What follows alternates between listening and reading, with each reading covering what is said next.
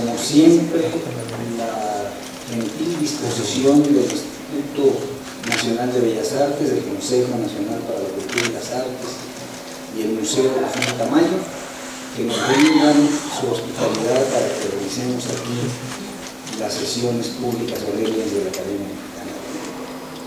Esperemos que relativamente pronto dispongamos de una sede adecuada en donde ya no tengamos que ser como judíos trashumantes y podamos realizar nuestras sesiones en la sede. Quiero por consecuencia agradecer la presencia aquí del secretario de Cultura del Gobierno del Distrito Federal, don Eduardo Vázquez, y por supuesto de doña Estacia de la Garza, representante del Instituto Nacional de Bellas Artes. Muchísimas gracias. Daremos inicio a la sesión. Hace uso de la palabra doña Leona.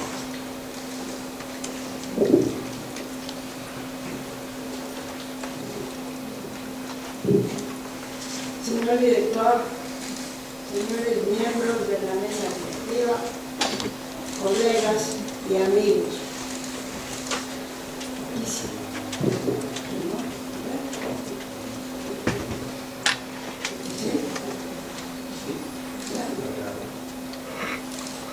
Colegas y amigos. Quisiera expresar mi agradecimiento a los académicos que votaron para elegirme como miembro, y especialmente a Concepción Compani, Ascensión Hernández y a Leopoldo Balinas por haberme propuesto. La silla 11 que se me ha asignado fue de don Ernesto de la Peña, a quien admiro. Nunca podré igualar su sabiduría y erudición. Todos disfrutamos de sus programas de radio, testimonios y revelación y al hilo del tiempo, en los que abordaban los más diversos temas relacionados con la religión, la historia y la filosofía, explicando todo con suma claridad. De sus libros solo mencionaré dos: Castillos para Homero y La Rosa Transfigurada. En el primero de ellos dice que expondrá algunas de las más llamativas correspondencias homéricas con ciertas culturas del cercano oriente, así como los posibles contactos internos con el mundo entero. Ofrece su meditación y sus conclusiones al padre de la poesía occidental. Desde el punto de vista lingüístico, lo que dice de la Peña de la lengua de los poemas homéricos es que su lenguaje era artificial, lleno de préstamos, fruto de diversas combinaciones, mezclas e hibridaciones que se originaron en las condiciones histórico-geográficas del mar Egeo. También señala que hay que estar conscientes de que esa lengua homérica no se habló nunca ni se empleó jamás como vehículo de comunicación. Es razonable suponer que el luviano, lengua íntimamente relacionada con el hitita, fue probablemente la lengua materna de los troyanos. Los griegos la entendían sin hacer demasiado esfuerzo. La Rosa Transfigurada nos conduce por diversas literaturas a través de la historia, notablemente al Paraíso de Dante con Beatrice, donde la rosa mística se convierte en luz.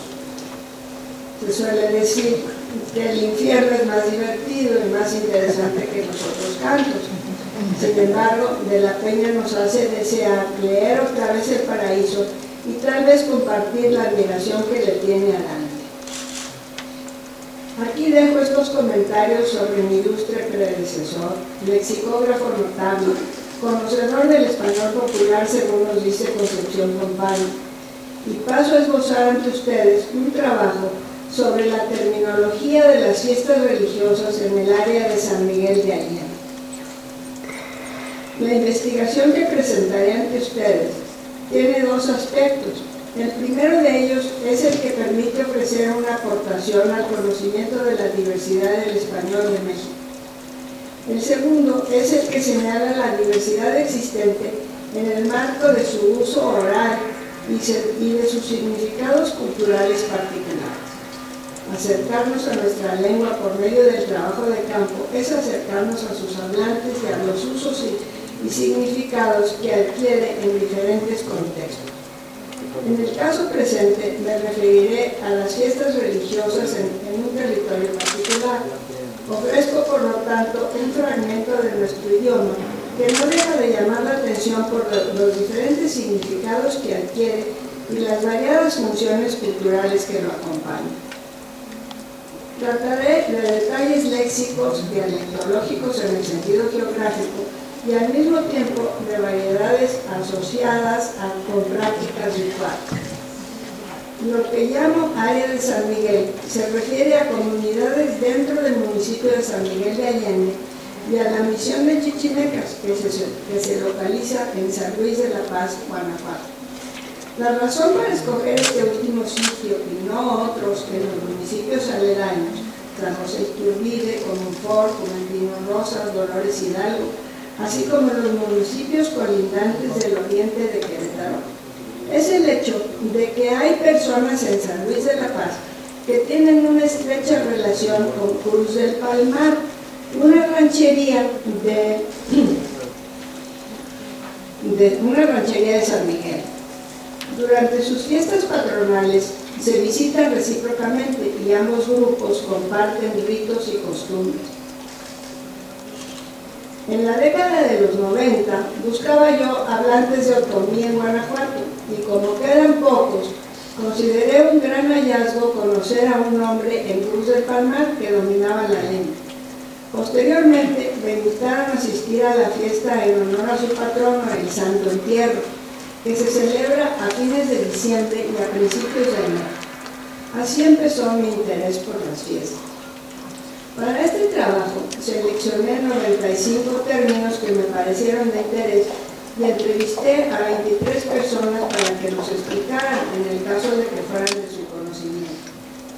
12 de los entrevistados viven en diferentes barrios de la ciudad de San Miguel, 3 fuera de ella, pero dentro del municipio, 6 en la misión de Chichimecas y una señora en la ciudad de San Luis de la Paz. Además, entrevisté a una joven otomí que vive en el Mezquital, con el objeto de tener un punto de comparación. Esto sirvió para demostrar que no hay ritos otomíes uniformes. Entre los entrevistados que viven en la ciudad de San Miguel, una mujer de 90 años es hablante de otomí, proveniente de una ranchería que está cerca de la presa de Allende. 5 de ellos son descendientes de otomíes. Respecto a los otros 5, estoy segura de que 2 no son descendientes de ellos y los 3 restantes podrían ser. Los 3 de las comunidades de fuera de la ciudad son descendientes de otomíes, pero no hablan la lengua. En cuanto a los de la misión, 3 hablan chichimeco y 3 no. Uno de los no hablantes es el mayordomo de los chichimecas que organizan la fiesta de San Luis Rey, pero su padre, a quien conocí, sí hablaba la lengua. Hay 2 mujeres entre los que la ignoran, pero una está casada con el encargado de la fiesta de la Virgen de Guadalupe y la otra estuvo casada con un hablante de chichimeco. Creo que en el caso de la misión, lo más importante es saber quiénes participan en las fiestas de San Luis y quiénes en la de la Virgen de Guadalupe, porque los primeros visitan la Cruz del Palmar, en tanto que los otros se quedan en San Luis y no tienen contacto con descendientes de otomíes. Lo anterior da una idea de la heterogeneidad existente en esta área. Ahora pasemos a considerar algunas de las fiestas en sí mismas. No habría tiempo de hablar de todas ellas, que son muchas en las 2 partes, por lo que trataré de dar una idea de algunos de los rituales existentes, empleando las palabras que utilizan los propios participantes. Cuando me trate de subrayar, voy a tratar de hablar en voz un poco más alta, pero no sé si lo logre. Lo primero que se debe hacer un mes antes de que llegue la fecha de la fiesta es pedir permiso a las ánimas benditas para celebrar.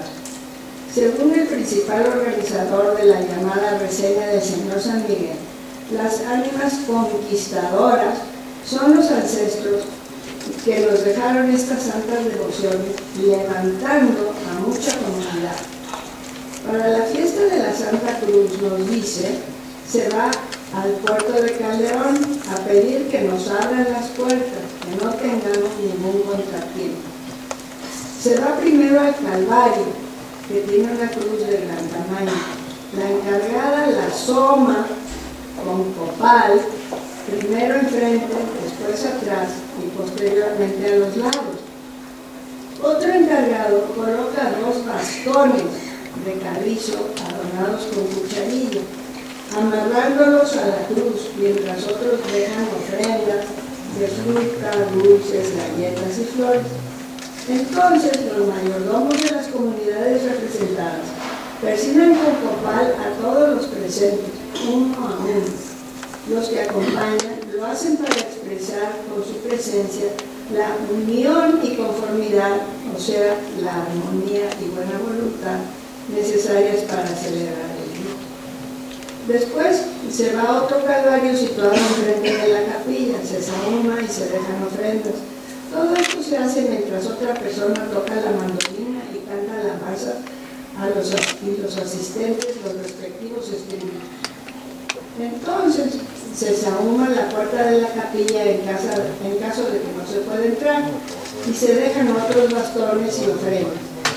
Un rito semejante se hace enfrente de otra cruz que está un tanto alejada, así como en el sitio donde, según la tradición, murió un franciscano flechado por chichimecas. En un acantilado donde hay una cueva murió otro fraile y allí también se sahuma, se canta y se reza. Es notable el que se conserve esta tradición. En realidad, es un hecho histórico retomado por Jiménez Moreno de Fray Juan de Torquemada, quien relata que Fray Francisco Doncel vino a la Nueva España procedente de Andalucía. Por sus méritos lo hicieron guardián del convento de la Villa de San Felipe. Tuvo que viajar a México a tratar con el rey Don Martín Enríquez, 1568 a 1580. Volviendo a su monasterio, pasó por Celaya, donde se le unió Fray Pedro de Burgos, anciano sacerdote.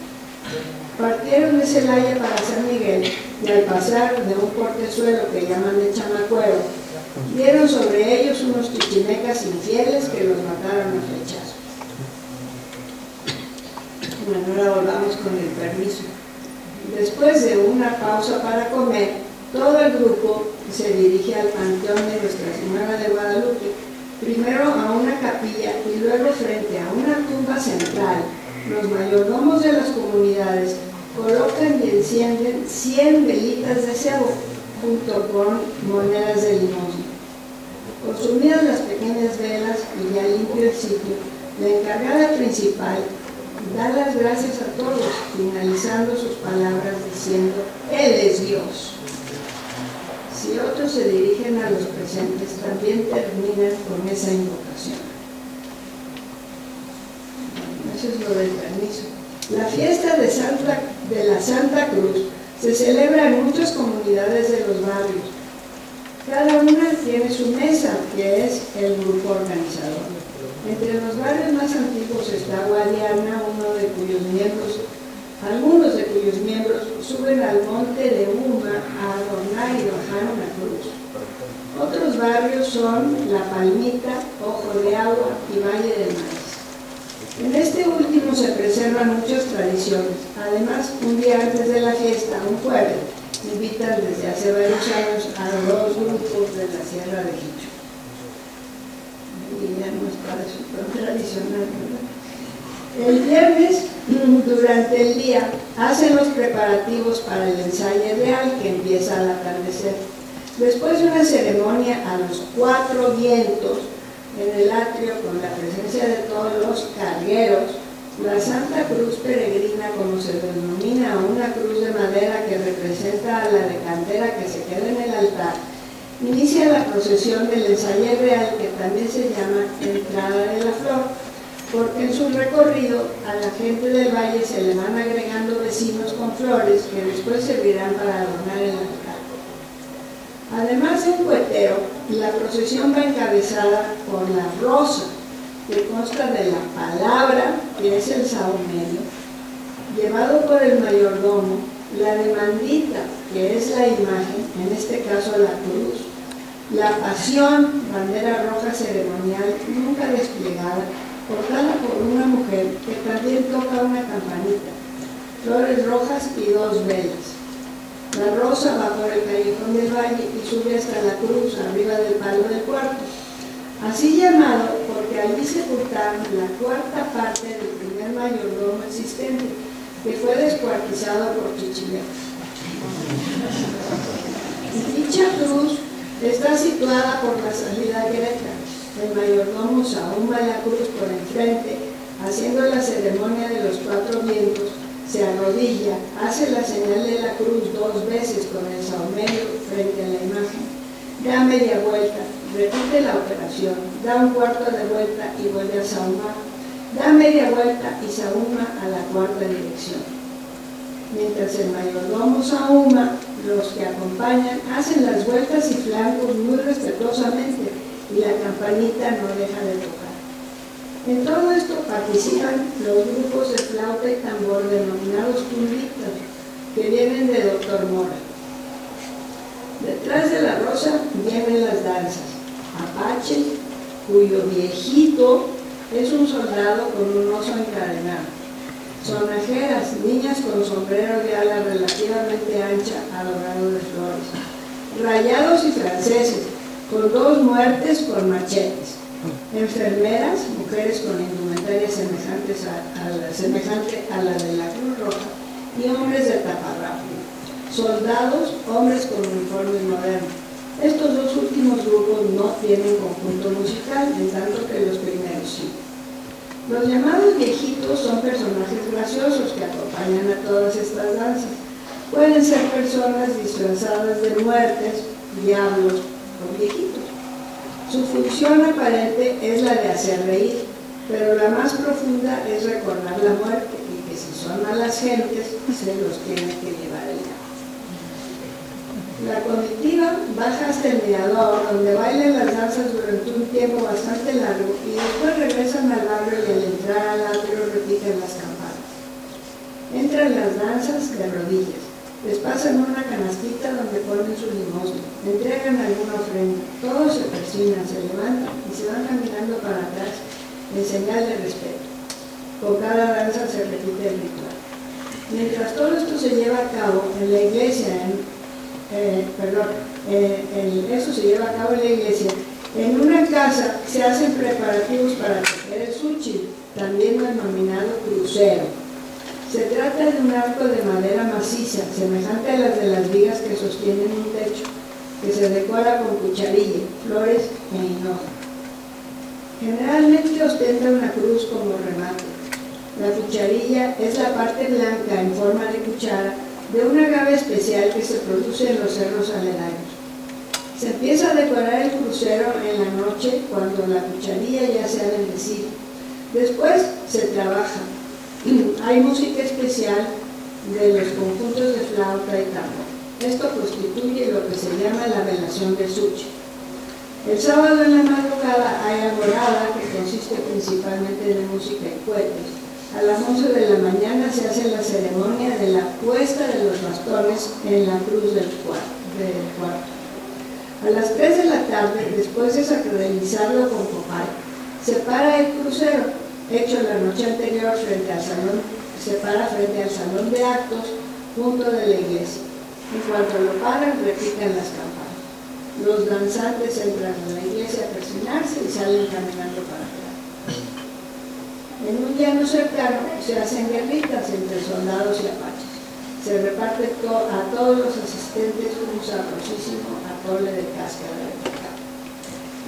Todos los danzantes bailan, aquí cada grupo por su lado, con sus respectivos conjuntos, excepto un cuadro de locos disfrazados y enmascarados que tienen equipo de sonido y bailan al compás de música moderna junto con varias mexicanas. Ya al atardecer, como 3 horas y media después de su llegada, se van retirando los participantes, los apaches llevando a sus prisioneros. A las 9 de la noche empieza la velación general. Para entonces la capilla está muy adornada con flores rojas y blancas. Hay gente que visita la cruz, incluyendo concheros que van a tocarle y cantarle alabanzas. Por la noche van entrando a las comunidades que llegan de visita con su rosa. Para darles la bienvenida, tocan los concheros. Cuando terminan de recibir las ofrendas de la primera comunidad, les ofrecen comida llamada reliquia a los visitantes y sale el mayordomo con los concheros a recibir a la siguiente y así sucesivamente hasta que llega la última. A veces hay mayordomos de comunidades que se dirigen a todos los asistentes para saludarlos y otros mayordomos rezan junto con las personas que los acompañan. En todos estos casos se termina con la invocación a la Santa Cruz. Él es Dios. Y todos contestan, Él es Dios. El domingo hay alborada, mañanitas y misa. Después se inicia un desfile al centro de la ciudad con todas las danzas. Esta vez se lleva la cruz en un carro alegórico. Todo el desfile baja al pueblo y reparten dulces al pasar. Unas horas más tarde entran los parandes, especie de marco de madera como del tamaño de una pequeña cama al que se le pone una tela, por ejemplo un mantel, para darle cuerpo. Ahí se cuelgan piezas grandes de pan dulce que se manda a hacer especialmente. Algunos parandes están adornados y otros tienen los panes exclusivamente. Se colocan recargados contra la pared en la esquina del callejón del Valle y de la salida a Querétaro, donde está otra de las cruces del palio del cuarto. La rosa y las danzas salen hasta ahí, donde se hace la ceremonia de los 4 vientos ante cada parante. Después regresan al atrio las danzas. Los parandes se colocan afuera de la iglesia para su venta. El objeto de hacerlos es recabar dinero. La persona que hace un parande da de limosna el doble de lo que le cuesta el pan. Otra persona compra el parande, es decir, los panes, y se los lleva a su casa más tarde. El comprador está obligado a ofrecer un parande el año siguiente, pero aumentándole 3 piezas de pan al número que recibe. A las 8 de la noche empieza lo que será la última actividad de la fiesta, que es la representación del coloquio que se llama El Tesoro Escondido. Simultáneamente hay palo encebado, fuegos pirotécnicos con un gran castillo. Después de su quema se empieza a ir la mayoría de la gente y solo quedan los coloquiantes y su público, que se va haciendo cada vez menos numeroso porque la representación termina hasta el día siguiente a las 6:30 de la mañana. Últimamente, además de la fiesta ya descrita, un grupo decidió celebrar otra, también para honrar a la Santa Cruz, pero más sencilla y menos larga. El 3 de mayo, en lugar de esperar a la fecha que se le había asignado al Valle del Maíz, último domingo de mayo. La víspera hubo velación. Al comienzo, el sargento prendió 4 velitas de cero, colocándolas en forma de cruz sobre unas ramitas de hinojo. Otra velita se pone un poco separada de las demás y simboliza el ánima sola. Una que no tiene quien rece por ella. Todos conocen el término. No todos conocen el término, pero sí conservan la costumbre.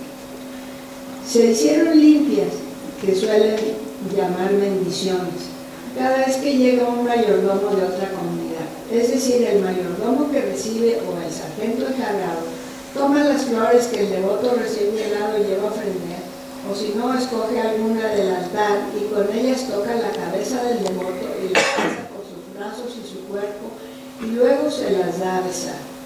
En vez de flores, esto se puede hacer con una veladora que el devoto ofrezca. Al mismo tiempo, el oficiante reza y pide que se aleje el mal y se proteja a la persona.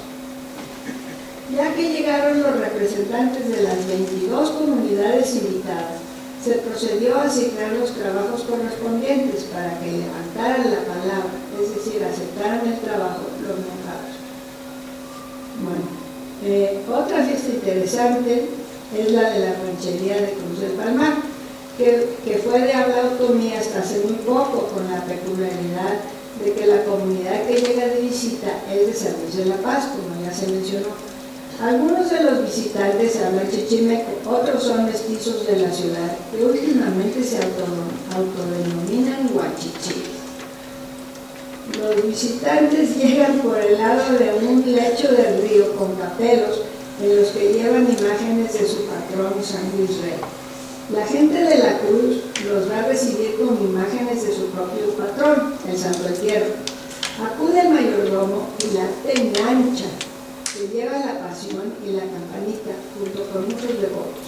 El encuentro, que celebran sahumando y besando a los respectivos santos, es muy ceremonioso y conmovedor. Posteriormente, todos se dirigen a la iglesia donde los que tienen una manda entran de rodillas.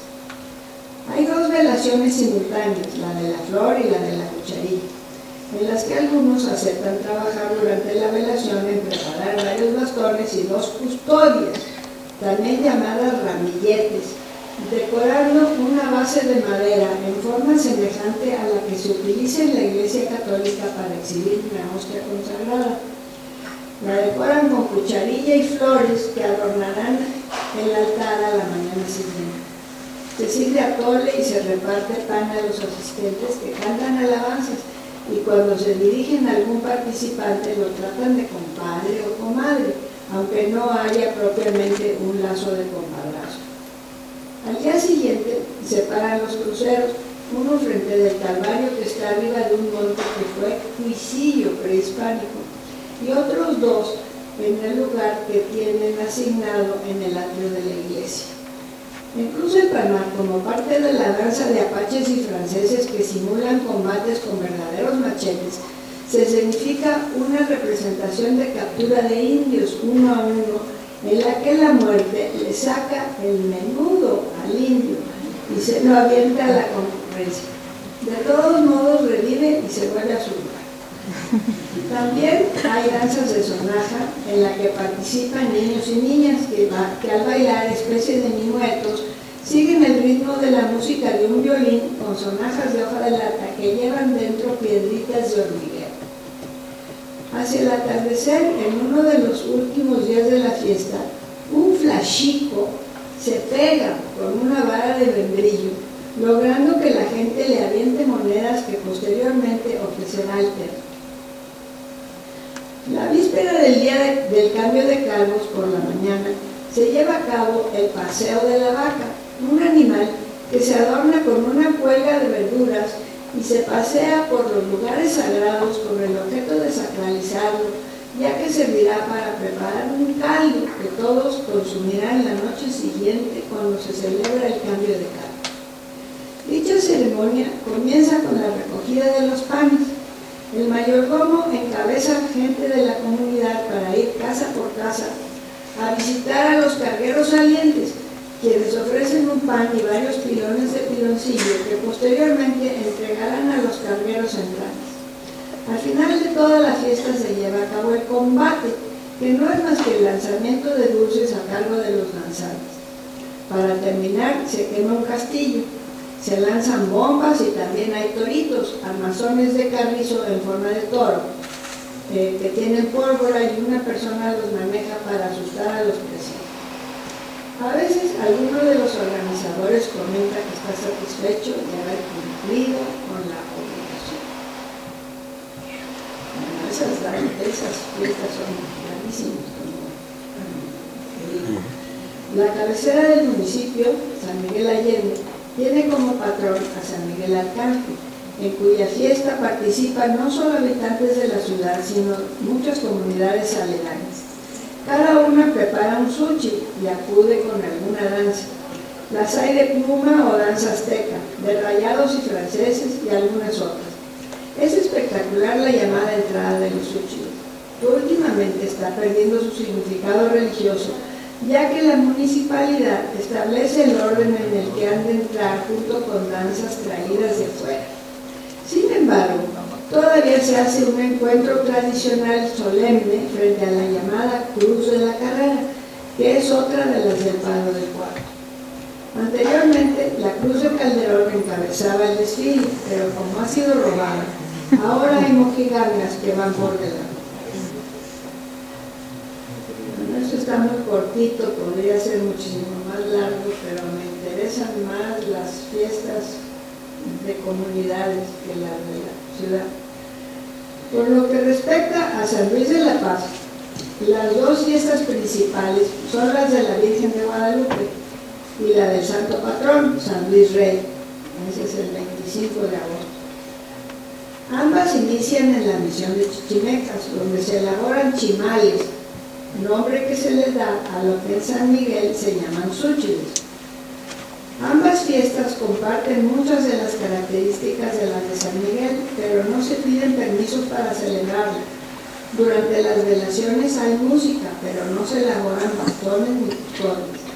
En la de San Luis van los mayordomos y las danzas al encuentro con los provenientes de Cruz del Palmar a una capilla en la colonia San Ignacio. Por la tarde se baja el chimal a la ciudad para pararlo frente a la pequeña iglesia de San Luisito. Suele haber otro aportado por la comunidad de El Toreador. Durante los días siguientes, la demandita del Santo Entierro es recibida de visita en casas particulares donde se le arregla un altar y se hace una velación durante la cual algún devoto que así lo desee puede coronarse como esclavo del Santo Entierro. Para ello, escoge un padrino o madrina, si se trata de una mujer, de Cruz del Palmar y promete acudir ahí durante la fiesta siempre que le sea posible y visitar a su padrino. Luego reza un Padre Nuestro y le besa la mano al padrino. Para la fiesta de la Virgen de Guadalupe, un mayordomo o su representante, seguido de danzas y tambora, van por la noche del 10 de diciembre a hacer el recorrido, es decir, acudir a la casa de cada uno de los esclavos de la Virgen y recordarles que al día siguiente hay que terminar de tejer el chimal y hacer otros preparativos para pararlo enfrente del santuario. Al día siguiente se recibe haciendo un encuentro con copal y música a lo que será el remate del chimal, que no es una cruz, sino un águila de cucharilla, que ahí también llaman chimal. La elaboración, sacralización y colocación de este símbolo se realiza con rituales especiales. Sigue la repartición de la reliquia, término que designa la comida que se ofrece en las fiestas en toda el año. Entonces unos 14 hombres cargan el chimal para llevarlo hasta el atrio del santuario, donde se le coloca el águila y se logra parar. 12 de los términos que he utilizado al escribir algunos de los rituales son conocidos por todos los entrevistados. Pertenecen al español general, como palo encerrado, o al mexicano, como atole. El resto tiene diversas acepciones y los hablantes definen cada uno a su manera o simplemente lo desconocen. Hay un grupo de términos que yo consideraría como especializados y que todos los de San Miguel conocen, exceptuando a una maestra y a un contador de la ciudad de San Miguel. Entre estos términos están alabanza, ánima conquistadora, apache, atole, compromiso, concha, conchero, conformidad, francés, otomí, mayordomo y danza de plumo. Lo más interesante es la diferencia que existe entre los dos municipios. Salvo los provenientes de la misión o de la ciudad de San Luis que visitan Cruz del Palmar con cierta regularidad, hay términos que solamente se usan en el área de San Miguel. Serían bastón, custodia, ramillete, crucero, sushi, cuelga, demandita, parangue, paseo de la vaca, que puede ser todo, pasión, permiso, rosa. A la inversa, los de San Miguel por lo general desconocen San Luisito, chimal, esclavo, recorrido. Casi todos los entrevistados usan somador y somar, pero algunos dicen somerio y someriar. Solamente los muy cultos reconocen sahumador y sahumar. Por otra parte, hay palabras exclusivas de Cruz del Palmar: changos para viejitos o mascarudos, penancha, huisillo, flashico. No, huisillo. Flashico aparece también en la cieneguita. Entre los términos usados por todos, hay bastantes que aparecen en el diccionario de la Real Academia Española, pero que tienen un significado especializado entre los participantes de los rituales. Otros sencillamente no aparecen en el drama. El Diccionario de Mexicanismos de la Academia Mexicana de la Lengua incluye algunos de dichos términos, pero no todos. Y entre los incluidos se podrían hacer algunas precisiones en la definición. Enseguida se darán listas señalando en qué categoría se hallan los términos. Los que no encontré en el DRAE son, bueno, lo cual es normal porque no es ni siquiera un solo término, sino que son dos palabras. Ánima conquistador, apache, chimal, poetón, conchero, cucharilla, flachico, otomí, parán. Tampoco está a levantar la palabra, lo cual es lógico. Espero ya haber tratado cada uno al describir brevemente algunos de los ritos. Otros que me parecen de interés son Huisillo y Él es Dios. Huisillo es diminutivo de Cu, templo o adoratorio de los indígenas prehispánicos, montículo artificial según el Diccionario del Español de México. Los conquistadores oyeron Cu en el área maya y extendieron su uso a otras regiones. Según Lucero Meléndez, especialista en huasteco, dicho término está presente en varias lenguas mayas, cholano clásico, textos del yucateco y huasteco. Está atestiguado como Cu en algunas inscripciones y en diversas fuentes coloniales. Él es Dios, exclamación de los chichimecas cuando vieron en el cielo una cruz luminosa y a Santiago Apóstol en su caballo. Dicho mito forma parte de las creencias que mucha gente tiene en Querétaro. Se trata del final feliz que tuvo la batalla entre chichimecas paganos y conquistadores cristianos en el Cerro de San Luis. Otro mito semejante se cuenta en San Miguel de Allende. Iba a librarse una batalla entre otomís cristianizados y chichimecas en el actual Arroyo del Fraile, cuando se apareció una cruz resplandeciente y todos dijeron, Él es Dios. En las relaciones se utiliza esta frase,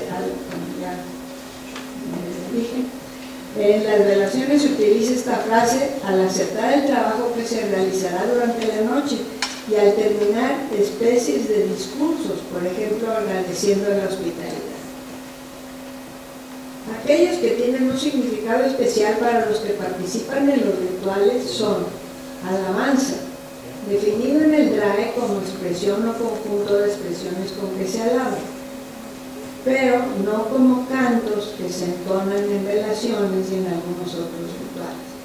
Bastón, definido como vara por lo común con puño y con tela, más o menos pulimento, que sirve para apoyarse al andar, pero no como carrizo adornado con cucharilla y flores, elaborado generalmente durante velaciones y que se utiliza para decorar alguna cruz al día siguiente, amarrando dos, formando una X enfrente de la cruz. Cargo, definido como, bueno, es el número, la sección 17, y dice Perú, responsabilidad rotativa de organizar la fiesta patronal. Habría que añadir que en México también se usa. Carguero, definido como persona que se dedica a llevar cargas, pero habría que añadir persona que tiene una obligación determinada durante la fiesta o durante los preparativos. Sin embargo, hay que señalar que en la misión de chichimecas así le llaman a los que cargan el chimal. Chango, definido mexicano, no sé qué quiere decir México. Mono. En Cruz del Palmar, graciosos que acompañan a las danzas. Pero este es muy exclusivo, no solo del DRAE, yo no pretendo que esté en el DRAE, pero este sí. Concha, definido como caparazón de las tortugas y de los cladóceros y otros pequeños crustáceos. Pero en el vocabulario de esta área, por lo menos, se refiere a un instrumento musical cuya caja de resonancia está hecha con un caparazón de armadillo. Conchero, definido como depósito prehistórico de conchas y otros restos de moluscos y peces que servían de alimento a los hombres de aquellas edades. Generalmente se hallan a orillas del mar o de los ríos y cerca de las cuevas o cavernas. En nuestro caso, habría que definirlo como persona que toca la concha, persona que baila en una danza en la que hay algunos que tocan la concha. Coronación, definido como acto de coronar a un soberano, como Cruz del Palmar y San Luis de la Paz, ceremonia para que una persona que así lo desee se convierta en esclavo de Santo Entierro, patrón de la Cruz del Palmar. Crucero, definido como encrucijada, lugar donde se cruzan calles o caminos, o también como cruz de piedra de dimensiones variables que se coloca en el cruce de caminos y en los atrios. Y sí, pero en nuestro caso, su significado relacionado con el anterior es ofrenda cuyo armazón consiste de vigas paralelas unidas por otras menos gruesas, perpendiculares a las primeras, que se adorna con cucharilla y flores y que se ofrece frente a alguna iglesia. Cruces del cuarto, no pretendería yo que este término tan especializado figurara en un diccionario. Se refiere en San Miguel de Allende a cruces que conmemoran a un cristiano converso descuartizado por Chiquimán. Pero pues es triste. Cada cuarto de su cuerpo se enterró bajo una cruz en diferentes lugares. 4 vientos. Aparece en el DRAE la locución adverbial a los 4 vientos, que quiere decir en todas direcciones. Pero si se trata de las fiestas del área y tal vez de Mesoamérica en general, los 4 vientos están relacionados con los 4 puntos cardinales. Hay muchas maneras de definir el término. Se trata de uno de los rituales más importantes para los que participan en este tipo de fiestas y ritos. La mujer que ya mencioné de 90 años que vive en San Miguel, en la colonia Allende, habla otomí y proviene de una ranchería cercana a la presa, lo explico así: lo oriente, poniente, norte, sur, santo aire, 4 lugares, está en todas partes, Padre Dios. Cucharilla, según el DRAE, cuchara pequeña. Según hemos visto, es la parte blanca o color marfil de un tipo de agave que se recoge especialmente en el monte. Tiene una especie de piña de la que se van arrancando las pencas con la parte de abajo que es blanca y tiene forma de cuchara y un trozo verde que servirá para entretejer la cucharilla una vez que se le quitan las espinas. Cuelga, acción y efecto de colgar frutos u otros comestibles para su conservación. En nuestro caso, especie de collar de frutas y verduras que se le pone a una res que se va a sacrificar para hacer caldo. También se utilizaba la palabra para los adornos que le colgaban a los bueyes de las yuntas el día de San Isidro, es decir, el 15 de marzo. Custodia, DRAE. En el culto católico, pieza de oro, plata o otro metal, donde se expone la hostia consagrada a la adoración de los fieles. Claro, pero en algunas comunidades de San Miguel, artefacto que se teje con cucharilla y flores sobre una base de madera que tiene la forma de una custodia. Bueno, enseguida, sin detenerme a definirlos todos, señalo que hay otros 26 términos que, a pesar de estar en el DRAE, tienen otro significado al referirse a las fiestas en cuestión. Palabra, por ejemplo. Papel picado, paseo de la vaca, bueno, mucho. Pasión, esa me parece muy importante. Por lo que se respecta al Diccionario de Mexicanismos de la Academia de 2010, no encontré los siguientes: apache, chimal, cucharilla, demandita, parande, pasión, tumbitos, ranchico, crucero, 4 vientos. Hay otros 31 que tienen significados especiales en el área. Los siguientes no aparecen en ninguno de los 2 diccionarios consultados. Apache, Chimal, Cucharilla, Parande, Tundito y Flachito. En el DEM aparece Apache, bien definido como grupo, pero los otros términos tampoco están. Y además nada más lo define como grupo, no como danzante. Además, algunos de nuestros términos realmente requieren una explicación, aunque tengan algún significado, ya sea en español general o en español mexicano. Carguero, conchero, chichimeca, pisillo, demandita, pasión, crucero. Bueno, para terminar, trataré de dar alguna explicación etimológica de aquellos cuya etimología no aparece en el traje. Apache. Según la tercera edición del Webster, la palabra probablemente viene del suñi, atabascano, apacho, enemigo.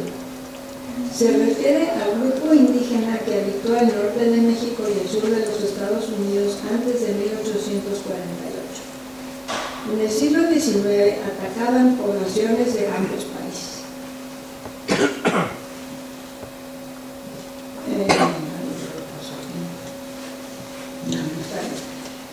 En el área denomina a un danzante de un grupo que es rival de los franceses. Así se ha transformado la danza de moros y cristianos. Los cristianos son los otros. Primero eran españoles, pero por la intervención francesa los europeos eran más bien franceses. Si indaga uno hoy en día, resulta que a muchos de los participantes de las fiestas les da lo mismo español que francés. ¿Sí? Lo importante es que unos son indios y los otros no. Chimal, del náhuatl chimali, escudo, adarga, cabeza, según Molina. Sin embargo, el chimal actual no sirve para protegerse físicamente, como se trata de una ofrenda. Tal vez, bueno, pero como se trata de una ofrenda, tal vez proteja de manera espiritual. Eso lo estoy inventando, no sé. La palabra se usa en Querétaro y en la Sierra Gorda. En Sagún encontramos que el primer día del 10º signo, equivalente a la semana de 13 días, se lo atribuían a Huitzilopochtli, dios de la guerra, y a Camaxtle, que era el dios de los Huejotzinco, pero yo también digo que Camaxtle era dios otomí. En su honor, sobre mantas ricas tendían capas hechas de plumas ricas de diversos colores. Ofrecíanle comida y al rey o señor ofrecían diversas flores y finalmente ofrecíanle flores de todo género, compuestas de diversas maneras y con diversos labores. Unas llaman chimalsuchti. Eso es un hallazgo, ¿no? Porque está chimal y xuchti, o sea, xochitl. Los chichimecas conaces, que son los que sobreviven en San Luis de la Paz, nunca estuvieron sujetos a los mexicas, pero la lengua náhuatl tuvo tanta importancia que de alguna manera influyó en la terminología de las fiestas. En todo caso, en la misión de chichimecas también se le llama chimal a lo que en San Miguel se conoce como cucharilla, y en Molina encontramos chimal ácatl, cierta hierba grande y redonda. Flachito, probablemente del español flagelar, que proviene del latín flagellare, pero aún no entiendo cómo la G. La palabra la encontré en Cruz del Palmar y en la Cienegita, y la conoce una persona de la colonia San Rafael. Pero sé que se usa en Querétaro, en Pedro Escobedo, y que la ha registrado ahora el Pino. En un glosario que aparece buscando en internet, se dice que viene del otomí, cosa que no puede ser, porque en otomí no hay F, excepto en préstamos del español de palabras que tenían como la palabra que se usa para caballo, ¿no? Que es fan, y dicen fan, pero en todo caso el grupo fl sería impronunciable. Otomí, del náhuatl otómic. Hay varias hipótesis al respecto. La más probable es la de Jiménez Moreno, de 1939. La palabra otomí, según este autor, viene del náhuatl totómiqui, porque Saúl la emplea así en algunos casos. Tototl significa pájaro y Totomitl, flechador de pájaros. Entonces, todos los nombres de persona o de lugar que empiezan con Toton, se refieren a Otomí. La propuesta de Jiménez Moreno se confirma al ver en el Códice de Huichapan y en la historia tolteca chichimeca varios glifos de otomíes que tienen sobre la cabeza pájaros atravesados por flechas. Parande, según Fernando Nava, especialista en purépecha, la palabra proviene del purépecha parra, raíz posicional, es decir, que se refiere a la forma. Se usa para objetos esféricos partidos a la mitad, tales como una jícara. Es un referente espacial para el área del hombro, es decir, la palabra significa una especie de batea que se lleva al hombro, y así es como se llevan las ofrendas. Entonces se puede pensar que los otomíes tomaron la palabra para significar un tipo de ofrenda, y el parande actual es una ofrenda, aunque su forma difiera considerablemente de la que sugiere la palabra purépecha. Invito, tal vez sea una onomatopeya, no he podido encontrar nada sugerente ni en español ni en otomí. Y pregunté también del purépecha y no. Tenancha, probablemente del náhuatl te, posesivo indefinido, y nan, de nanti, madre, pero bueno, nada más nan, y tzi, honorífico. En un glosario de las fiestas patronales de Querétaro que aparece en internet se incluye tenanche definido como persona del género femenino, generalmente esposa del mayordomo, que asiste al mayordomo en la organización y realización de las distintas actividades en relación al santo patrón de la comunidad, barrio o pueblo y sus fiestas. En Cruz del Palmar, la tenancha tiene la única función de llevar la pasión y la campanita de las procesiones y puede no tener ningún parentesco con el mayordomo. Concluyo confesando mi ignorancia del purépecha. Sería muy útil saberlo para aclarar las etimologías, pero no cabe duda de que hubo tarascos enviados a San Miguel al principio de la colonia y que en épocas prehispánicas hubo mucho contacto entre estos y otomíes. Por lo que respecta a las palabras provenientes del náhuatl, me supongo que algunas entraron a través del español durante la colonia, o más bien después, pero Xúchitl es reciente, porque muchos de los entrevistados afirmaron que antes se utilizaba la palabra crucero, pero que ahora se usa Xúchitl. De todas maneras, espero que los detalles léxicos de los que he hablado señalen que la variación lingüística no se limita a lo fonológico y a lo sintáctico, sino que existen también variedades léxicas vinculadas con las prácticas rituales. Gracias.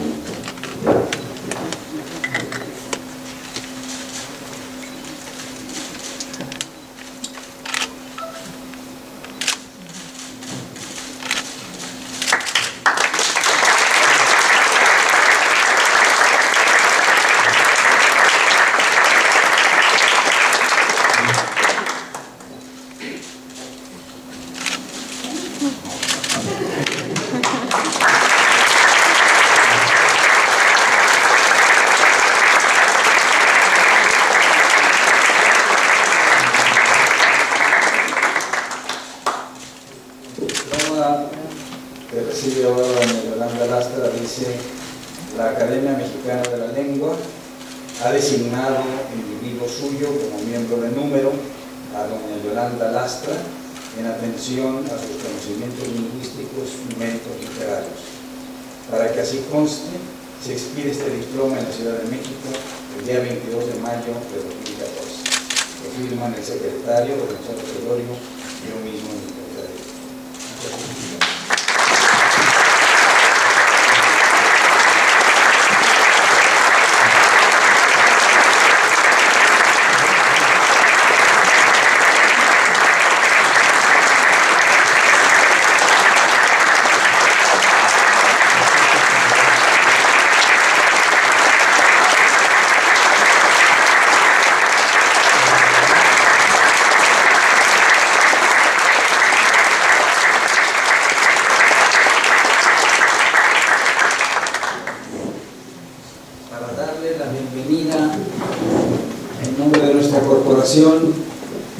Doña Ascensión Ramírez Triviño hará uso de la palabra.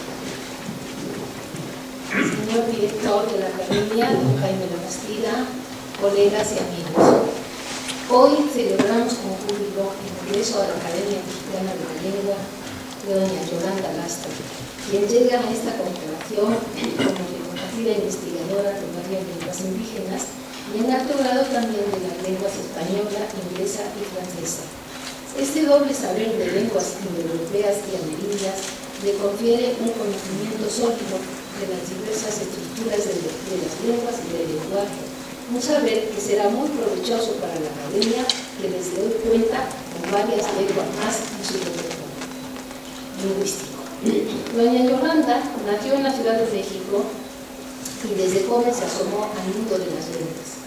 En su temprana juventud, casi adolescencia, ganó una beca para hacer el bachillerato preparatoria en los Estados Unidos, concretamente en el Smith College en Massachusetts, donde obtuvo su título en 1954. En aquellos 4 años que había estudiado en este college, aprendió bien el inglés y se adentró en la lengua y literatura francesas.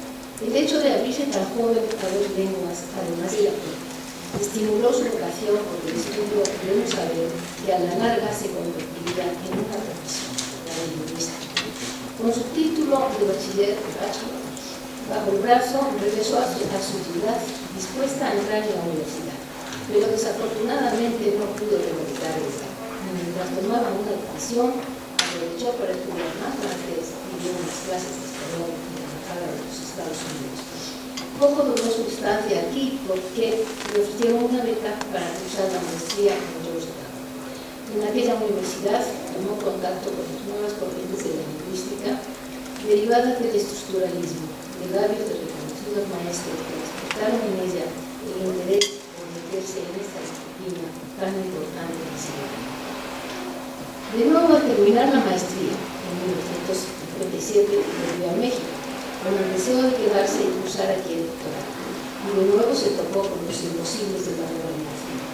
Entonces fue al norte, otra vez volvió a Estados Unidos, esta vez a la Universidad de Cornell, donde obtuvo su título de doctora en 1963. En Cornell selló su destino, se adentró en el estudio de las lenguas americanas dentro de una línea de lingüística descriptiva sincrónica, siempre con un trasfondo arqueológico. Trabajó de la mano de Charles Hockett, un reconocido lingüista, autor de estudios en el campo de la fonología y la morfología dentro de la línea de pensamiento de un famoso lingüista de Estados Unidos, Leonard Bloomfield. Allí vivió el vendaval de la naciente lingüística generativa de Chomsky, que conmovió los cimientos del estructuralismo a partir de su libro Estructura sintáctica, Syntactic Structure, en 1957. En definitiva, durante los años en Cornell, que fueron 7 años, se quedó un tiempo de profesora, Yolanda realizó una honda investigación en la lengua quechua, que cristalizó en lo que fue su tesis de doctorado, y más tarde en un libro publicado con el título de Cochabamba, Quechua Síntesis, en La Haya, en una editorial muy famosa. Este trabajo de tesis revela ya el dominio de un modelo y un método, el estudio de la lengua hablada a través de textos recogidos en trabajo de campo y el análisis morfológico y morfosintáctico de ellos, además del registro de un vocabulario. Y revela también una línea de estudio muy clara, la dialectología. En 1968, Yolanda llegó a México, a la sección recién creada de antropología dentro del Instituto de Investigaciones Históricas de nuestra Universidad de la UNAM. La sección estaba bajo la jefatura de Juan Comas, amigo de Yolanda, quien la recibió como investigadora para enriquecer la rama de lingüística. De repente, la fortuna se le presentó con doble rostro. Por un lado, un buen trabajo en su país. Por el otro, encontró a un destacado lingüista a quien ya conocía desde sus tiempos de compañero, Jorge Suárez. Con él se casó en 1968 y con él formó una familia de 4 hijos, Braulio, Manuel, Andrés y Emilio. Comenzaba así una doble vida, familiar y académica, muy estable y prometedora, propicia para poner en práctica todo el saber acumulado en más de una década de peregrinar por universidades, congresos, viajes de estudio y trato con estructuralistas, chomskianos, generativistas, funcionalistas y transformacionalistas. Llegaba a un espacio en el que se hablaban muchas lenguas, era la antigua Mesoamérica, una pequeña Babel en la gran Babel americana. Un espacio en que cualquier lengua elegida era buena para analizar el tejido del habla con el saber teórico que ella ya había adquirido. Y así fue como empezó su tarea con una lengua poco hablada y poco explorada, el chichimeco, lengua hablada por los antepasados de Nezahualcóyotl y ahora reducida a un rincón de Guanajuato, a una reliquia viviente. Este fue su primer amor, pero este amor le duró toda su vida y empezó a publicar en esta lengua. Pero pronto fue seducida por el náhuatl, la lengua que había sido general entre las generales, la lengua franca, como se dice. A ella dedicó su esfuerzo en la década de 1970 y parte de la siguiente, de 1980, con el objeto de conocer su variedad y vitalidad en el centro de México. Para ello, emprendió un prolongado trabajo de campo con un famoso filólogo nahuatlato, Fernando Casillas. Ambos a dos trabajaron durante el día en numerosas comunidades nahuas del Distrito Federal y estados cercanos. Salían una vez a la semana durante el día. En la noche siempre regresaban a su casa. Organizaron su trabajo conforme a un método geográfico, en círculos concéntricos de providencia. Llevaban itacate, supongo, para aprovechar el tiempo precioso que es el que marca el sol. Con los datos obtenidos, integraron un corpus de lengua hablada en el que quedaron registrados multitud de elementos de lingüística descriptiva, sociolingüística y dialectología, con los cuales los autores pudieron marcar identidades y límites de las variantes del náhuatl moderno del centro de México. El resultado fue una serie de artículos publicados en Análisis de Antropología y algunas monografías que Yolanda publicó, que no cito para no alargar la charla esta que es breve. Culminación de esta, bueno, hay que citar que la culminación de esta etapa de su estudio del náhuatl es un extenso libro de casi 800 páginas titulado Las áreas dialectales del náhuatl moderno, que salió a la luz en 1986, publicado también por la UNAM, por el Instituto de Investigaciones Antropológicas. Está sustentado el libro en un cuestionario muy interesante, que está trazado el cuestionario sobre el referente más próximo e íntimo del ser humano, mundo exterior, paisaje, clima, cuerpo humano, parentesco, plantas y animales cercanos, comida y los juegos más comunes. Otro dato interesante es la pregunta correspondiente dentro del cuestionario, me pareció muy interesante, la pregunta correspondiente a la forma del pretérito, dato que nos lleva al primer diccionario de la lengua náhuatl de Fray Alonso de Molina, en el que se da a conocer siempre en cada lema verbal la forma del pretérito. Con este cuestionario trabajó un grupo de investigadores que ahora son profesores muy destacados y hasta un miembro de esta academia que está aquí, don Leopoldo Martínez. Con los datos de los encuestadores, Yolanda integró un cuerpo de variantes dialectales muy definidas de 16 estados de México y de El Salvador. Y a pesar de la dificultad de detectar las isoglosas, en las cuales se marcan las áreas, pudo ya definir 4 áreas que son las que siguen dentro de estos estudios, ¿no? periferia occidental, oriental, huasteca y centro. Esas son las áreas que están marcadas en este libro y siguen vigentes. Al terminar este gran proyecto, Yolanda regresó a su primer amor, las lenguas otomianas, que son parte de un enorme tronco llamado otomangue, porque se extiende desde el otomí hablado en el centro de México hasta el mangue que se habló en lo que hoy es Yucatán. El tronco otomangue es muy antiguo en Mesoamérica y forma un profundo sustrato lingüístico con grandes civilizaciones en el periodo clásico, como es la zapoteca de Montelván. Yolanda ha trabajado mucho la familia norteña de este tronco, la llamada otopame, que además del otomí cuenta con otras dos lenguas, el pame y el chichimeco. El chichimeco está muy lejos en Montelván, está en el ejido de Misión de Chichimecas, como él acaba de decir, cerca de Pueblecito de San Luis de la Paz de la Cruz. Con esta lengua, Yolanda entró cuando llegó a Estados Unidos, entró aquí en el mundo de la investigación y después le ha dedicado un valioso estudio que está en el ámbito Middle American Indians. Pero mientras se adentraba en el chichimeco, emprendía un gran proyecto sobre el otomí, lengua difícil por sus particulares problemas y tonos. Ello requería un intenso y sostenido trabajo de campo, ya que el otomí lleva siglos pulverizado en regiones y comunidades del centro de México. Así que a partir de 1981, Yolanda no dudó en emprender una campaña de salidas al campo con ánimo de documentar el habla en las comunidades más importantes y de ofrecer un panorama lingüístico descriptivo y antropológico de la. Su primer destino fue Toluca, siguió el otomí de Tlaxcala, Hidalgo y después el de otros estados de la República hasta terminar con el de Michoacán, dentro del cual recogió una narración muy bonita sobre el cuento de Lima.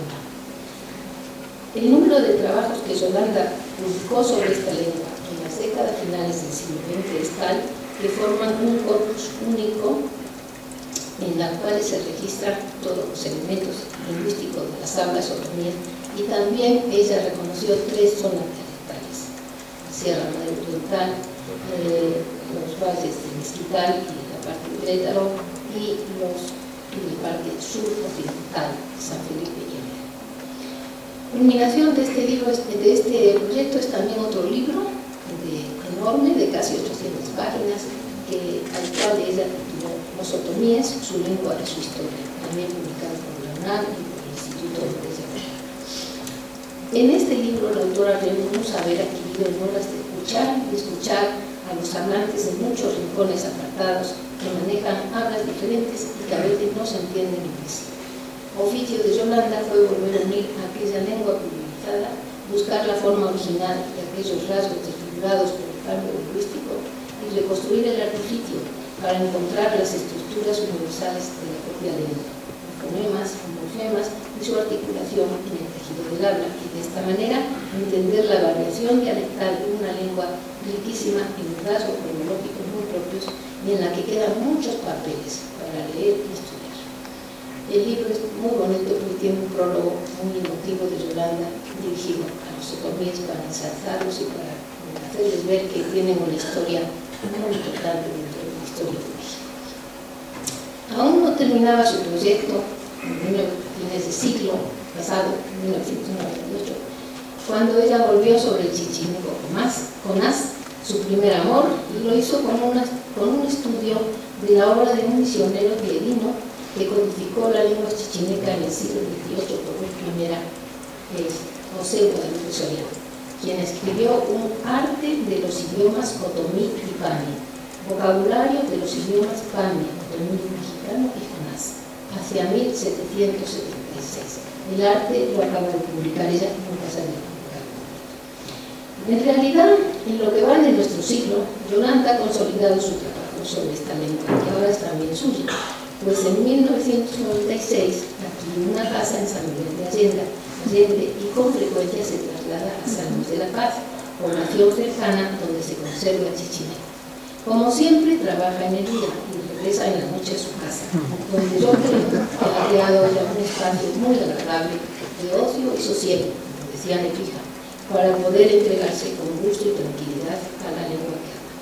No es extraño que en estos últimos años Yolanda haya publicado un cúmulo de trabajos en los que se estudia estudian aspectos relevantes de chichimecos relativos a la lexicografía, sintaxis y fonética, y además de un corpus de texto sobre topónimos, conversaciones, fiestas, lo vemos aquí, rituales religiosos, cuentos y relatos y hasta una fábula de Esopo. Todos estos trabajos se enmarcan en un gran proyecto que tomó vida en 1995, cuando ella y otros investigadores organizaron los coloquios internacionales de estudios otopames, que han dado a estas lenguas una proyección académica internacional. Coronario de los coloquios en la revista Estudios de Cultura Otopame, que ella edita en colaboración con colegas del Instituto de Investigaciones Antropológicas. Y además de todas estas lenguas, Yolanda ha sido y es estudiosa del español, lengua a la que ha dedicado desde su juventud horas de enseñanza y de investigación, sobre todo como lengua hablada en zonas de contacto, y en los últimos años, lengua hablada de mil maneras en esta megalópolis que es como un país comprimido, es la Ciudad de México. Con un colega del Colegio de México, Pedro Martín, ha emprendido un nuevo proyecto, un estudio sociolingüístico del español de la Ciudad de México, en el que pretende ofrecer una descripción actualizada de los principales flujos lingüísticos que viven en esta ciudad. El proyecto puede verse también como suma de dos intereses de Yolanda, presentes en muchos de sus trabajos. Un interés, estudiar la lengua per se, a partir de un corpus oral y desde una perspectiva sincrónica. El segundo interés, el de enmarcar el estudio desde un sustrato social, es decir, desde una perspectiva sociológica. Ella tiene también muchos trabajos de sociología, una antología unificada, y tiene un libro que después como libro de texto, porque no lo vemos, que es Sociolingüística para hispanoamericanos, que publicó en 1990. Su libro sigue siendo fuente de datos y de reflexiones para cualquiera que tenga deseos de saber la evolución de esta disciplina en los países americanos de habla española. En suma, la vida académica de Yolanda es muy rica y su currículum interminable. Su interés por las lenguas está ahí en su extensa obra. No es menor su actividad en el mundo de la docencia y su presencia en congresos, cursos, conferencias y actos académicos. También ha sabido llevar una vida institucional muy completa como organizadora de coloquios, miembro de comités científicos, de consejos de revistas, de comisiones examinadoras, de jurados y de 1000 juntas y reuniones que ahora tenemos en la UNAM.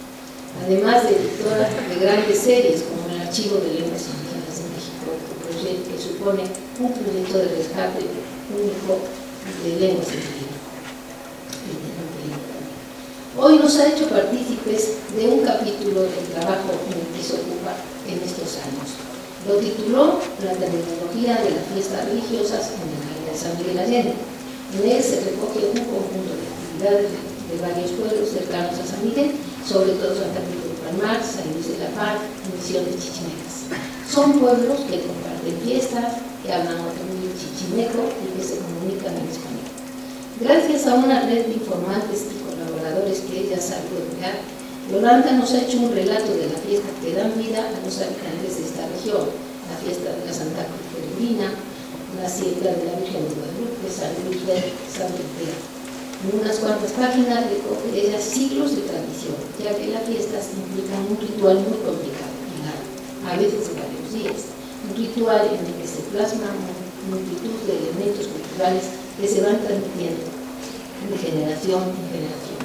El ritual tiene un orden y un ritmo, y se desliza por un camino sagrado que hay muchos espacios, cada uno con sus propios ritos. Hay también un espacio intangible que abre la fiesta, que es el lugar de las ánimas benditas, de los ancestros que dan permiso para sacar la fiesta. Después del ensayo real se viste la cruz con flores y ofrendas, hay mucho copal, música, flauta de tambor y hasta mandolina. Hay también procesión, bebidas entre soldados y parches, entre franceses y rayados, hay danzas limpias, reparto de pan, mucho saumerio y 1000 cosas más que unen a la comunidad y que hacen posible la concordia de todos, la armonía de cuerpos y almas.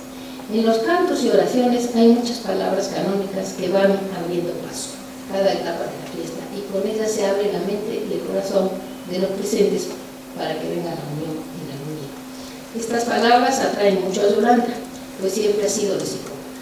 Provienen, dice ella, de varias lenguas: la mayoría de español, pero algunas son del náhuatl, del chichimeco, del tomí y hasta del purépecha.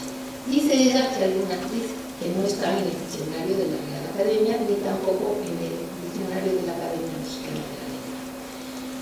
Esto me lleva a pensar que ya tenemos tarea fresca, los que estamos en la Comisión de Lexicografía, que es la tarea de arrancar de secreto a palabras como ella acaba de decir, chico y bendito, y algunas más difíciles. Lo bueno es que Yolanda está en la citada comisión y ayudará mucho a la En fin, no quiero alargarme en comentarios a este bello discurso que hemos disfrutado, en el que doña Yolanda nos enseña a descubrir y registrar lo más profundo de las lenguas, pero también el alma de sus hablantes y la realidad cultural que cada lengua crea a su alrededor. No queda más que darle la bienvenida a esta casa, que es la casa de la palabra. Desde ahora, tu palabra, Yolanda, sonará en esta casa y dará luz a todos los que en ella moramos. Me es muy grato, en nombre de todos, decirte bienvenida, Yolanda.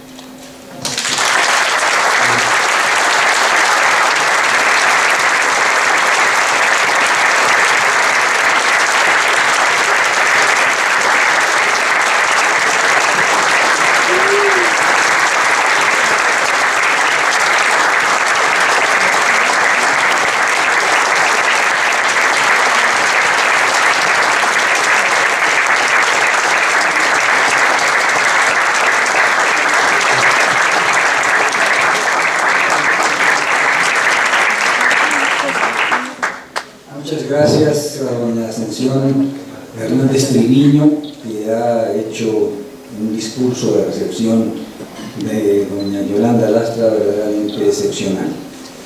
La felicitamos en nombre de la corporación, se la agradecemos también, y no nos queda otra cosa sino dar las gracias a todos ustedes y declarar cerrada la sesión.